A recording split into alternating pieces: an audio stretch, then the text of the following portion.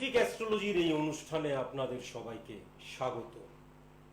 এই অনুষ্ঠানটির সূচনাতেই আপনাদের জানিয়ে রাখি যে আমি এই চ্যানেলটি ছাড়াও আরো 4টি চ্যানেলে কিন্তু অনুষ্ঠান করি। কেন বলছি তার কারণ এই দেখুন, এই উপরটাতে যেখানে বলছি, আর তা না হলে এই দিকে যে কোনো একটা দিকে লাইভ বলে লেখা রয়েছে লাইভ। যখন আমি আসি না, কোনো কারণে দেখা গেল আমি এই চ্যানেলটিতে এলাম না, তখন এমন নয় যে সবসময় এই চ্যানেলটির অনুষ্ঠানই এখানে চালাতে হবে। আমি বাদবাকি যে আরো 4টি চ্যানেলে অনুষ্ঠান করি, অনেক ছোট ছোট চ্যানেলে অনুষ্ঠান করি, তাদের চিন্তা ভাবনাকে সম্মান জানিয়ে, তাদের হয়তো ভয়েস ঠিক নেই, মাইক ঠিক নেই, তাদের লাইট ঠিক নেই, তাদের ক্যামেরা ঠিক নেই, তবুও করি, যেহেতু তারা কিন্তু সায়েন্টিফিক অ্যাস্ট্রোলজিকে ভীষণ মূল্য দেয়। তাই জন্য যখন এই লাইভ লেখাটা না দেখবেন, তখন কিন্তু আমি লাইভে আসিনি, তখন আমি অন্য যে কোনো একটি চ্যানেলের অনুষ্ঠান এই চ্যানেলটিতে চালিয়েছি, এটা মাথায় রাখবেন। কেন বললাম? তার কারণ যখনই এই চ্যানেলের অনুষ্ঠান হয়, তখনই আমার হোয়াটসঅ্যাপে হঠাৎ করে আপনারা দেখা যায়, নয় হোয়াটসঅ্যাপ নাম্বারে ফোনের বন্যা, তা না হলে 833 নাম্বারে ফোনের বন্যা। আরে বাবা, এতদিন ধরে লাইভ অনুষ্ঠান করছি, লাইভ লেখা থাকলে তবে আমি লাইভে আছি, আর লাইভ লেখা না থাকলে আমি অন্য কোনো অনুষ্ঠান, সেটা এই চ্যানেলেরই হোক অন্য কোনো চ্যানেলেরই হোক, সেটা আমি চালাই। অনেক ক্ষেত্রে আপনারা আবার কেউ কেউ দেখলাম হোয়াটসঅ্যাপে লিখেছেন, কি স্যার আপনি প্রেডিকশন করছেন অথচ লাইভ লেখা নেই। ওরে মূর্খ গাধা! আমি তো সাধারণ মানুষ যারা অ্যাস্ট্রোলজি দেখে তাদের মধ্যে 90%ই গাধা। আমি জানি তারা কিন্তু একবারের জন্য ভাবে না যে অন্য আরেকটা অনুষ্ঠান যখন চালানো হবে তখন লাইভ লেখাটা কখনো চলে না। লাইভ লেখা নেই কেন, আপনি অথচ প্রেডিকশন করছেন, আমি তো অন্য আরেকটা লাইভ চালাচ্ছি, এটা তো বোঝার দরকার। সুতরাং লাইভ লেখা না থাকলে আমার হোয়াটসঅ্যাপে আমাকে বিব্রত করবেন না, বা 833 নাম্বারটা বুকিং এর নাম্বার, সেখানে ফোনের বন্যা। এর আগের দিনে 41টা ফোন এসছে। ওরে কেমন মূর্খ আপনারা, কেমন অশিক্ষিত! দেখেন, লাইভ অনুষ্ঠান লেখা থাকলে তবেই ফোন করবেন, আদারওয়াইজ ফোন করবেন না। তার মানে অন্য কোন চ্যানেলের অন্য কোন অনুষ্ঠান বা এই চ্যানেলের একটা রিপিট টেলিকাস্ট করা হচ্ছে। রিপিট টেলিকাস্ট ফেলিকাস্ট লিখি না, তাই জন্যই এমনি চালাই। এরপর আমি আসব যে এই চ্যানেলটি, আমি মালদাতে গেছি, মালদাতে কি পরিমাণ ভিড় হয়েছিল, যারা যারা মালদার অনুষ্ঠানও দেখছেন।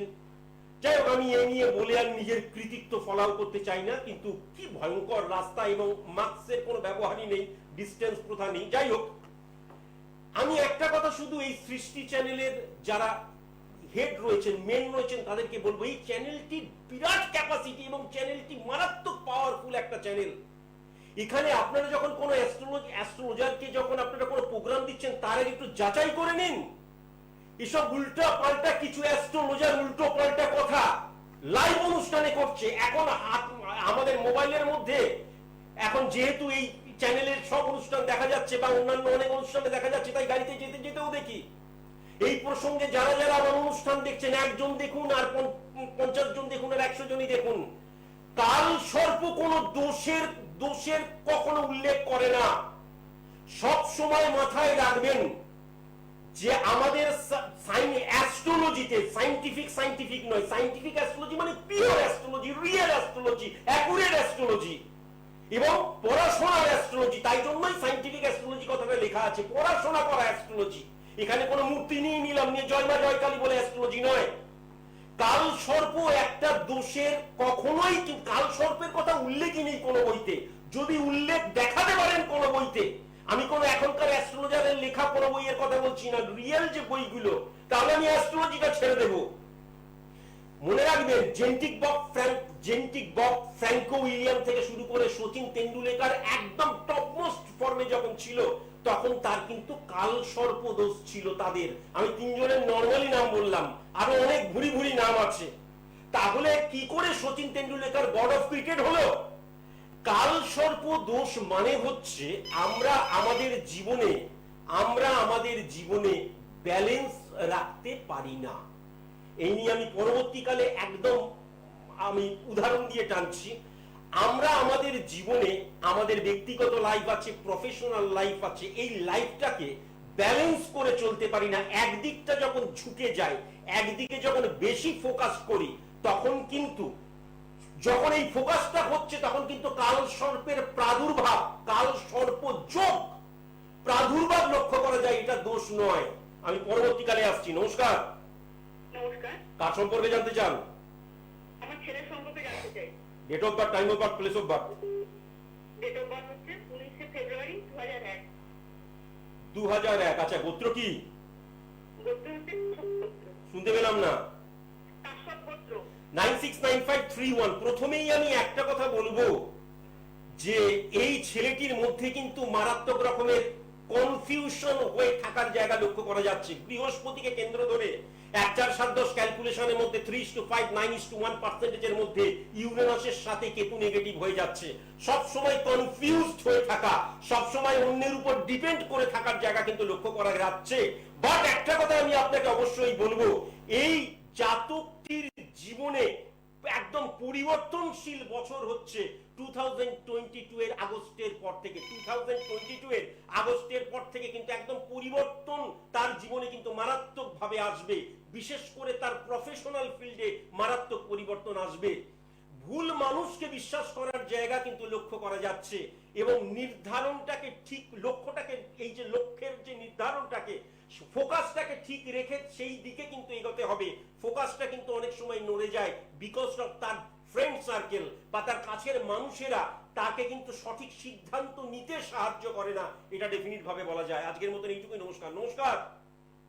নমস্কার স্যার। কার সম্পর্কে জানতে চাইছেন? আমি আমার ছেলের ব্যাপারে জানবো। কোথা থেকে বলছেন বটে? আমি কাটোয়া কেতুগ্রাম থেকে বলছি। আচ্ছা, কাটুয়া কেতুগ্রাম থেকে। শুনুন শুনুন, কাটুয়া কেতুগ্রাম থেকে বলছেন বটে, এরকম বটে বটে বলছেন কেন? আমিও তো ওইখানকারই ছেলে বটে, তার কারণ আসানসোলে ছেলে মানে ওখানকারই ছেলে বটে। যাই হোক, বটে বটে খুব একটা বলে না। আলু পোস্ত ফালু পোস্ত রাঁধেন? হ্যাঁ হ্যাঁ। আলু পোস্ত কি জলজ আলু পোস্ত নাকি একদম টাইট টাইট আলু পোস্ত?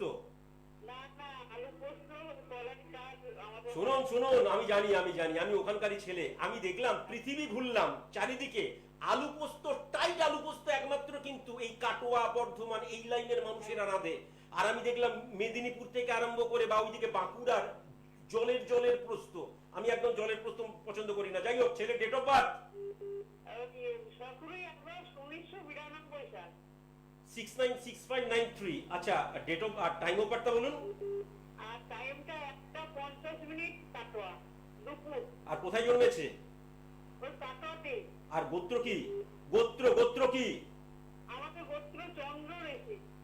6993। প্রথমেই আমি একটা যেটা লক্ষ্য করতে পাচ্ছি, I am extremely sorry to say, যে এই যে 10 নম্বর ঘরের অধিপতি গ্রহ, আমি যখন কোনো সার্ভিসকে দেখব 1-6-10 ক্যালকুলেশন, আমি যখন কোনো বিজনেসকে দেখব 1-7-10 ক্যালকুলেশন, এটা দেখতেই হবে, এটা পুরোপুরি। কিন্তু 10 নম্বর ঘরের অধিপতি 9695 করে বৃহস্পতির সাথে নেপচুনকে ডিস্টার্ব করে দিয়েছে, মঙ্গল 96 ক্যালকুলেশনের সাথে বুধকে ডিস্টার্ব করে দিয়েছে।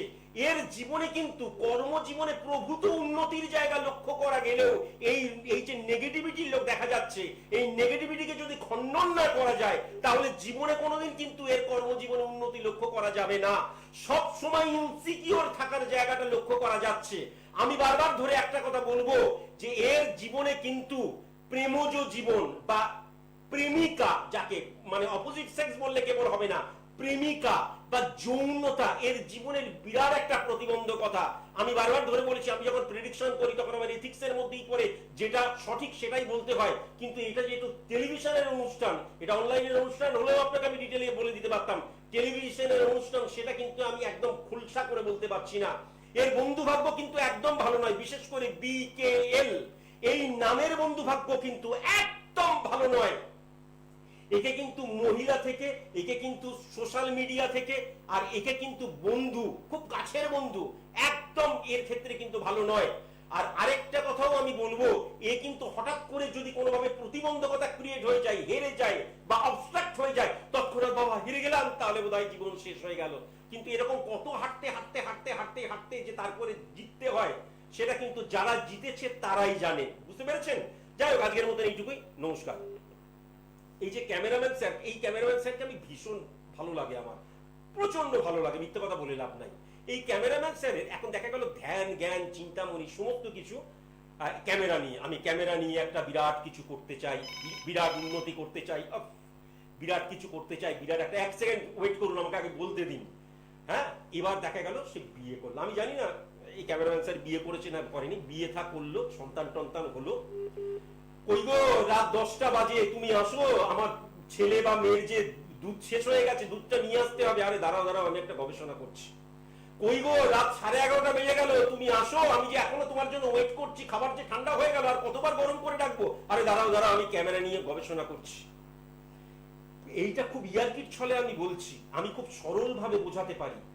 এই যে একটা মানুষ একটা সাবজেক্টে একদম ডুবে গেল, তার ফলে আরেকটা তার যে জীবন রয়েছে, ব্যক্তিগত জীবন, সেই জীবনটা স্যাক্রিফাইস জায়গায় চলে গেল। অঞ্জলি ম্যাডাম যদি স্যাক্রিফাইস না করতো, তাহলে সচিন তেন্ডুলকর খেলতেই পারতো না কখনো, তার জীবনটা পড়ে দেখবেন। এই যে ব্যালেন্সটা লস হয়ে যাওয়া, একদিকে একদম ফোকাসড হয়ে যাওয়া। জেন্টিক বব 24 ঘন্টার মধ্যে শুয়ে শুয়েও গান গাইতেন, এবং তার স্ত্রী পর্যন্ত এনেছিল যে আমাকে বিবাহের পর একবারের জন্য সঙ্গম করেনি। এটা জানা প্রয়োজন। অশিক্ষিত মানুষেরা এই অনুষ্ঠানে আসবেন না, অথচ জেন্টিক বব একটা আলোড়ন সৃষ্টিকারী মানুষ। তাহলে এই যে ব্যালেন্সলেস হয়ে যাওয়া, সুতরাং একদিক দিয়ে সে মাস্টার হয়ে যাচ্ছে, একদিক দিয়ে সে কিন্তু একদম ইনভলভ, আরেকটা দিক অফ হয়ে যাওয়া, ব্যালেন্স নষ্ট হয়ে যাওয়া, কাল সর্প যোগের কিন্তু তার একটা কজ। এটা জানার প্রয়োজন। এটা কোনো দোষ নয়, দোষ বলে কোনো কিছুই কিন্তু কোন অ্যাস্ট্রোলজির মধ্যে লেখা নেই। এগুলো মানুষ সৃষ্টি করেছে, তার কারণ মানে অ্যাস্ট্রোলজাররা সৃষ্টি করেছে, কারণ মানুষকে ভয় না দেখালে রেমেডি বিক্রি হবে না। নমস্কার। নমস্কার। জোরে জোরে জোরে, কার সম্পর্কে জানতে চাইছেন? নমস্কার স্যার, আমার সম্বন্ধে জানতে চাইছি। আচ্ছা, ডেট অফ বার্থ? 2 জানুয়ারি 1969, রাত্রি 11টা। আচ্ছা, আর টাইম অফ বার্থ? আর রাত্রি 11টা, শ্রীরামপুর। হ্যাঁ, শ্রীরামপুর। রাত্রি 11টা 699593। আচ্ছা, প্রথমেই একটা কথা কিন্তু আমি বলবো, দেখুন, স্থান কাল পাত্র অনুযায়ী কিন্তু আপনি পরিবর্তন হতে পারেন না। কাউকে খারাপ লাগলো, তাকে ওপেনলি খারাপ বলে দিলেন। হ্যালো, কেটে গেল। কাউকে খারাপ বললেন, কাউকে খারাপ লাগলো, আমি ওপেন খারাপ বলে দিলাম। এবার দেখা গেল এটা ঠিক ভালো জিনিস, আমি ওপেনলি সবকিছু বলি, কিন্তু 130 কোটি মানুষের মধ্যে দেখা গেল 100 কোটি মানুষই দেখা গেল নেগেটিভ। তাহলে প্রত্যেকটা মানুষ তুমি খারাপ, তুমি খারাপ, তুমি খারাপ, তুমি খারাপ বলবেন? বলবেন না। আপনার চারিপাশে এনভায়রনমেন্ট পজিটিভ নয়, তা বলে আপনিও সেই এনভায়রনমেন্টের কৃতদাস হয়ে ওই নেগেটিভ ভাইব্রেশন আপনার মধ্যে ঢোকাবেন? ঢোকাবেন না। মনে রাখবেন, মন্দির, মসজিদ, গির্জা, যেগুলোকে আমরা সবচেয়ে পবিত্র স্থান বলি, সেখানে গিয়ে মানুষ কিন্তু নেগেটিভ ভাইব্রেশন ত্যাগ করে। ভগবান, আমার বোধহয় আর কিছু হলো না, তুমি আমাকে রক্ষা করো, হে গড। মেয়েটা বিশ্বাসঘাতকতা করে চলে গেল। প্রেম মানে হচ্ছে 1 নম্বরের অসভ্যতামি, নোংরামি, মেয়ে মানেও নোংরামি ধরে নিলাম।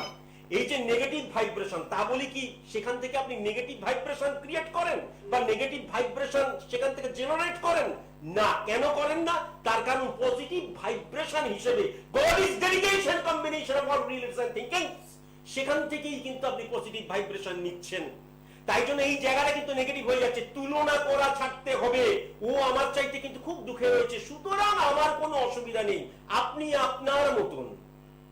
খুব সুন্দর একটা কথা আছে, আপনি আপনার মতন। আমাকে অনেকেই বলেছে, বাবা কলকাতা থেকে এত জলের মধ্যে, এত কিছুর মধ্যে আপনি মালদা এলেন। মালদা যেতে গিয়ে আমি 2 বার করে না 3 বার করে 2.5 ঘন্টা জ্যাম পেলাম, তারপর টেমস নদী হয়ে গিয়েছিল, কেননা পশ্চিমবাংলা তো বিদেশ হচ্ছে, তাই জন্য রাস্তার মধ্যে টেমস নদী পেরিয়ে যখন গেলাম 16 ঘন্টাতে, তারপরের দিন চেম্বার ছিল, সবাই এসে বলছে এত দূর এলেন বাবা, ইয়ের জন্য 39 জন এসেছিল। আর আমি শুনে অবাক হয়ে গেলাম, সেখানে নাকি এই যে সৃষ্টি চ্যানেল আবার নতুন ভাবে নাকি ইনক্রিজ করছে। আমি জানিও সৃষ্টি চ্যানেলের অনেক ইনক্রিজ করার ব্যাপার রয়েছে, আমি তাই জন্য থামস আপ জানাই। তাই জন্যই আমি চাই এখানে অনেক পজিটিভ অ্যাস্ট্রোলজারের প্রয়োজন আছে। তাই আমি এই নিয়ে পরে আসছি। নমস্কার। নমস্কার স্যার। হ্যাঁ, তো আমার সম্পর্কে একটু জানতে চাই, আমার আজকে আপনি আপনার সম্পর্কে জানতে চান, খুব ক্লিয়ার করে কথা বলুন, এত জড়িয়ে জড়িয়ে কথা বলছেন কেন? Date of birth, time of birth, place of birth? 18 সেপ্টেম্বর 1975, রাত্রি 12টা 2 মিনিট। কোথায় জন্মেছেন? হ্যাঁ, কোথায় জন্মেছেন? ময়নাগুড়ি। 699593 91 ক্যালকুলেশনের মধ্যে। প্রথমেই আপনাকে একটা আমি বলবো, দাঁড়ান, এত কথা বলছেন কেন? আমাকে আপনি প্রেডিকশন করছেন না আমি প্রেডিকশন করছি? আপনি চুপচাপ শুনুন। প্রথমেই আমি যেটা একটা লক্ষ্য করতে পারছি, আপনি যতই ইনসিকিউর থাকুন যতই আপনার অর্থনৈতিক প্রবলেম থাকুক, যতই কাল কি হয় মনোভাবাপন্ন হন না কেন, আমি কিন্তু 2022 এর 11ই জুলাই এর পর থেকে আপনার একটা ফেভারেবল সময় লক্ষ্য করতে পাচ্ছি। জানেন তো, ফেভারেবল সময় এলেই আমরা সবসময় ফেভারে সবকিছু পেয়ে যাই না, তার কারণ গ্রহ কিন্তু কথা বলে। এই যে গ্রহ মানে কি, আমাদের জ্যোতি চিহ্ন। এই যে 3 নম্বর ঘর আমাদের ইচ্ছে, 3 নম্বর ঘর আমাদের ইচ্ছে মানে কি, 3 নম্বর ঘর রিপ্রেজেন্ট করছে আমাদের ইচ্ছে, আমাদের মানসিকতা, আমাদের মন, আমাদের ক্রোধ, আমাদের ফাইটিং স্পিরিট, আমাদের সততা, আমাদের পবিত্রতা, আমাদের জ্ঞান, সমস্ত কিছু গ্রহ রিপ্রেজেন্ট করে। সুতরাং নেগেটিভিটির জায়গাটাকে যদি অফ করা যায়, তাহলে এই পজিটিভ সময়টাকে ভালো মতন পজিটিভ করতে পারবেন। আপনার জীবনে একাধিক উপায় অর্থ উপার্জনের জায়গাটা কিন্তু আমি লক্ষ্য করতে পারছি এরপর থেকে, একাধিক উপায়। অসৎ মানুষদের পাল্লায় পড়ে যাওয়া 6951 ক্যালকুলেশনের মধ্যে 2023 3 নভেম্বরের পর থেকে অসৎ মানুষদের পাল্লায় পড়ে যাওয়ার জায়গা কিন্তু লক্ষ্য করা যাচ্ছে। বহু কর্ম পরিবর্তনের যোগ টিল ডেথ, এই যে সময়টা বললাম থেকে একদম মৃত্যুর আগের মুহূর্ত পর্যন্ত বহু কর্ম পরিবর্তনের যোগ লক্ষ্য করা যাচ্ছে। একটা কথা আপনাকে আমি আবার বলছি, একটা কথা, সেটা হচ্ছে আপনার খুব কাছের মানুষ, পরিবারের মধ্যেও হতে পারে বা আমাদের পাড়ায় পড়োশিতে বা আত্মীয়দের মধ্যেও হতে পারে, সেই জায়গায় কিন্তু গুপ্ত শত্রুতার জায়গা লক্ষ্য করা যাচ্ছে। নমস্কার, নমস্কার স্যার। আপনি কোথা থেকে? দাঁড়ান, আমি আপনার ফোনটা ধরেছি তো, আমি তার আগে একজনের একটা প্রেডিকশন করছিলাম তো, তাহলে আপনার ভদ্রতা কি হয় যে উনি কথাটা বলেনি, তারপর আপনার ফোনটাকে আমি রিসিভ করেছি, যখন আমি তখন ফোনটা উত্তর আমি দেবই। আপনি এইটুকু সইতে পারলেন না? আপনার মধ্যে এইটুকু ডিসিপ্লিন নেই? সরি স্যার বলে হবে? আমি আপনাকে আমার বেলটা খুলে আচ্ছা সে মারলাম, মেরে বললাম ভুল হয়ে গেছে, রামকে মারতে গিয়ে তোমাকে মেরে দিয়েছি, সরি স্যার। তাহলে সরি স্যার বলে, শোনো, সরি স্যার বলে কোনো কথা কখনো কোনো ভাবে কিন্তু আমাদের দুনিয়াতে আসতে পারে না। তার কারণ এখানে ডু অর ডাই সিচুয়েশনে খেলা হয়। আমি একটা নেগেটিভ কাজ করলাম, আমি একজনকে রেপ করলাম, আমি একজনকে ধর্ষণ করলাম, একটা চুরি করলাম, ডাকাতি করলাম, করে বললাম সরি 5 মিনিটের জন্য যৌনতা জেগে গিয়েছিল। উত্তর দাও। তোমার date of birth, time of birth, place of birth বলো। 20/5/90 6990। আচ্ছা, আর তোমার টাইম অফ বার্থ? 40 PM রাত্রেবেলা। কোথায় জন্মেছো? রবিবার। কোথায় জন্মেছো?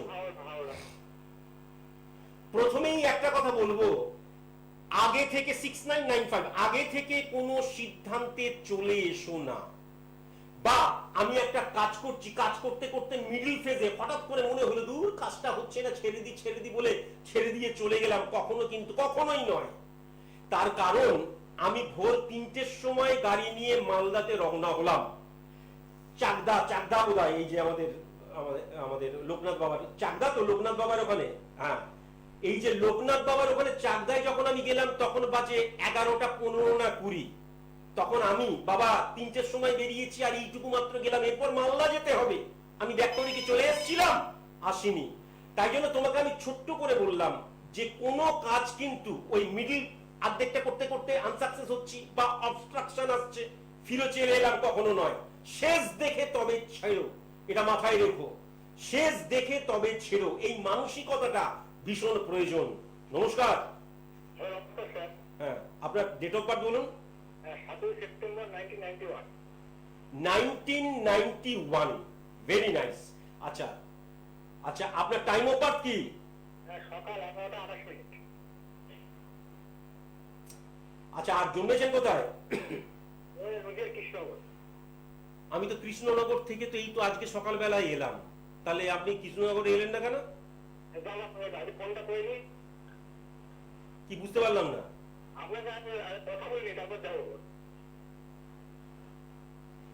বেলটা খুলে চাপকাবো, হ্যাঁ, চাপকাতে কৃষ্ণনগর থেকে ওই বারাসাত পর্যন্ত নিয়ে আসবো, বারাসাত থেকে কৃষ্ণনগর পর্যন্ত নিয়ে যাব। আপনার সাথে কথা বলে নি, তারপর যদি দেখি আমার অপরচুনিটি আসে, যদি দেখে আপনি আমার সম্পর্কে ভালো ভালো কথা বলছেন, তবে আমি আপনার কাছে যাব। প্রথমে মারবো, তারপরে তোমাকে চা খাইয়ে ওই হোটেল থেকে আবার বিদায় করব। অপদার্থ। কি ধরনের কথাবার্তা? প্রথমে আগে ফোন করে নি, তারপর আপনার কাছে যাবো। নমস্কার। নমস্কার। হ্যাঁ, কোথা থেকে বলছেন? বাঁশবিড়িয়া থেকে বলছি।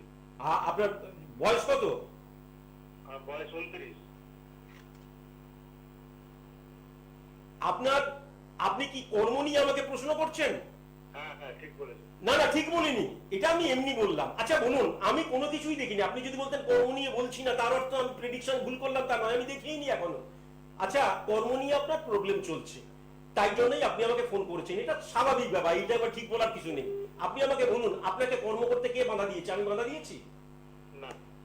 আপনি কর্ম করে সফল হন, সেটা আমি বাধা দিয়েছি না আমাদের ক্যামেরাম্যান স্যার বাধা দিয়েছে, নাকি এই সৃষ্টির কোন স্টাফ বাধা দিয়েছে, নাকি আপনার বাবা বাধা দিয়েছে, না আপনার মা বাধা দিয়েছে, নাকি আপনার পরিবার বাধা দিয়েছে? কেউ বাধা দেয়নি।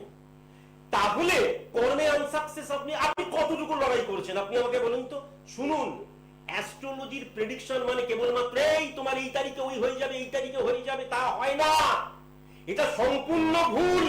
নিজেকে জাগতে হয়, নিজেকে লড়াই করতে হয়, নিজেকে ফাইট করতে হয়, নিজেকে কাঁদতে হয়, ঘামে ভিজতে হয়, বৃষ্টিতে ভিজতে হয়, একা একা কাঁদতে হয়, আবার উঠে দাঁড়াতে হয়। এই ফাইটিং স্পিরিটের মধ্যে যে গ্রহগত অবস্থান আমাকে অবস্ট্রাক্ট করছে, যে আমাকে সফল হতে দিচ্ছে না, সফলতাকে টাচ করতে দিচ্ছে না, সেই অবস্ট্রাকশনটাকে দূরীভূত করার নামই হচ্ছে রেমেডিয়াল প্রসেস অ্যাপ্লিকেশন। আমি ঘরের কোনায় একটা যন্ত্র রেখে দিয়ে আমার হচ্ছে না কেন স্যার একবার বলে দিন তো, কখনো নয়, কোনো দিন হতে পারে না। আমি বারবার ধরে বলছি, লাইভ অনুষ্ঠান করতে আসি তোমাদের কেবলমাত্র এই যে তুমি প্রশ্ন করছো আমি উত্তর দিচ্ছি তার জন্য নয়, তোমাদের আসল সচেতন হতে হবে। কোন অমাবস্যা, কোন পূর্ণিমা, কোন জোয়ার ভাটা তোমার জীবনে পরিবর্তন আনতে পারবে না যদি তুমি নিজে না চাও। তোমাকে সর্বপ্রথম নিজেকে চাগাতে হবে, নিজেকে ফাইটিং স্পিরিট আনতে হবে, আমাকে জিততে হবেই। Success is the maximum utilization of ability that you have. এই এবিলিটিটা তো গেইন করতে হবে রে পাগলা। তুমি এবিলিটি গেইন করলে না, আমি ঘরে বসে বসে কবে আমার সরকারি চাকরি হবে বলুন তো? কখনোই সম্ভব নয়, কোনোদিন সম্ভব নয়। সাকসেস একদিনে কোনোদিন আসতে পারে না। রেমেডিয়াল প্রসেস অ্যাপ্লাই করলাম আর সঙ্গে সঙ্গে সফল হয়ে গেলাম, কখনো কোনো ভাবে হতে পারে না। যেদিন থেকে আমি অ্যাস্ট্রোলজিটা শুরু করেছি, প্রফেশনালি যেদিন থেকে অ্যাস্ট্রোলজিটা করছি, সেদিন থেকে চেম্বারে যারা যারা আসছে তাদেরকে প্রথমেই আমি বলছি, আপনাদেরকে কোনো কিছু আমি পাইয়ে দিতে পারবো না, পাইয়ে দেবার উপযুক্ত করতে পারি। এটা ভুলে গেলে কোনো মতেই চলবে না। অনেক শিক্ষিত হতে হবে। আমি বেকার কোনো অ্যাস্ট্রোলজারকে খিস্তি মেরে খারাপ বলে ছোট করে কোনো আমার লাভ নেই। তার কারণ আমার মধ্যে থেকে সেটাই বেরোবে যেটা আমার শিক্ষা। আমি অনেক চটুল অ্যাস্ট্রোলজার দেখেছি, আবার অনেক ওয়েটি অ্যাস্ট্রোলজার দেখেছি। আমি একদম সময় নেই তাই নয়তো এই সৃষ্টির একজন অ্যাস্ট্রোলজারের সাথে আমার পরিচয় হয়েছে। এখন তিনি অ্যাস্ট্রোলজি করেন না, এলআইসির এজেন্সি। তিনি এত পজিটিভ অ্যাস্ট্রোলজার, আমি তার ইউটিউব চ্যানেল দেখে স্টান্ট। তাকে আমি ফোন করে বললাম, ও বলছে হ্যাঁ স্যার বলুন। আমি বললাম কি হলো, আপনি অ্যাস্ট্রোলজি ছেড়ে দিয়েছেন? তার নামটা আমি এখন উল্লেখ করতে পারবো না, সে নিজে আমাকে বলেছে। এইখানে বসে তিনি অনুষ্ঠান করতেন, একটা প্যান্ট আর একটা জামা পরে, হাফ কাটা জামা পরে। তিনি বলছেন আমার চেম্বারে কেউ আসতো না স্যার, কি বলবো। তিনি কিন্তু কনস্ট্যান্ট আমাকে স্যার বলে গেলেন। আমি এখন এলআইসির এজেন্সি করি। তাহলে সব অ্যাস্ট্রোলজারেরা এরকম ভাবে মানে মার খেয়ে শেষ হয়ে যাবে। অন্যান্য এলআইসির এজেন্সি করা খারাপ বলছি না, কিন্তু নিজের রাস্তা থেকে সরে আসছে। আমি যদি আপনাকে এখনই বলি পাইয়ে দেবো 21 দিনে পাইয়ে দেবো, 10 দিনে পাইয়ে দেবো, 50 দিনে পাইয়ে দেবো, তাহলেই আপনাদের কাছে ছুটে আসবেন, এটা ঠিক নয়। যাই হোক, আজকে আর একদম সময় নেই, মঙ্গলবার দিন আমি আবার আসবো। আজকের মতন এইটুকুই, নমস্কার।